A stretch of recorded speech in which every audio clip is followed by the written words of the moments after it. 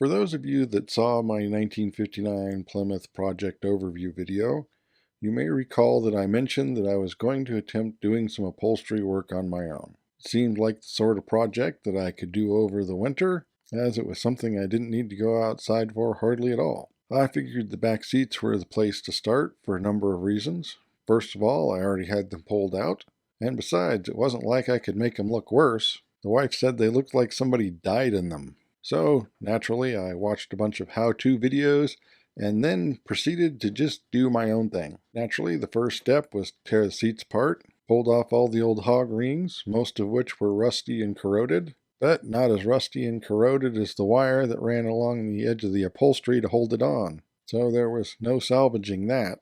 The original foam pad had hardened decades ago and disintegrated to a fine dust that had been blowing around the cab for years, half of which I feel I filtered out of the car using my own lungs. Sure, it's perfectly safe. What was left of the padding was a little rough, but I decided to reuse it, along with the straw or horsehair or whatever it is that went over the top of the springs.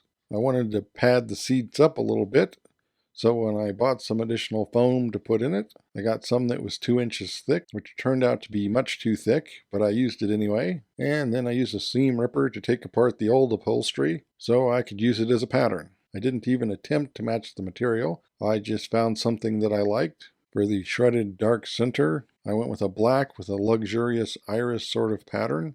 And for the primary canvas parts, I went with a nice teal instead of the gray, as I thought it might set it off nicely. And I opted not to redo the piping because, well, it's piping. The frames themselves weren't too rusty, so I cleaned them up and hit them with a bit of black paint. My sewing skills are a bit rusty, but with the help of my wife, I managed to sew together some new covers. But instead of sewing in a new piece of wire to hang it back on with hog rings, I opted to just sew it directly to the frame. That wasn't something I could do to the bottom front, so I bolted on some strips of aluminum and just clamped it to the frame. When I was doing the back, I sewed the cover on upside down, not realizing that the pattern went the other way, and didn't notice until I went to hang it on, and the bit cut out of the pattern to go around the bottom hooks was on the top instead of the bottom. But I did not take it off and start over. I may redo it at some point, but probably not. Naturally, I waited until a nice 100-degree day to crawl into a nice old car with no headliner to put the whole thing together. Got out an old piece of Formica to cover the shelf in the back.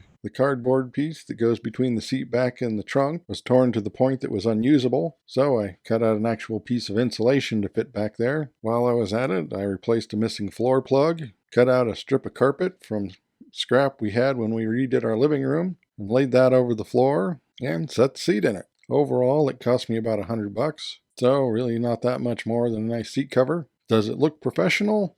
No. Does it look better than it did? Absolutely. And it was definitely a learning experience. So when I get around to doing the front seat this next winter, I'll have a better idea of what I'm getting into and hope to be doing a better job at it. Was it worth trying to do it myself? I think so, but let me know what you think. As always, thanks for watching, and don't forget to like and subscribe. Thanks. Bye.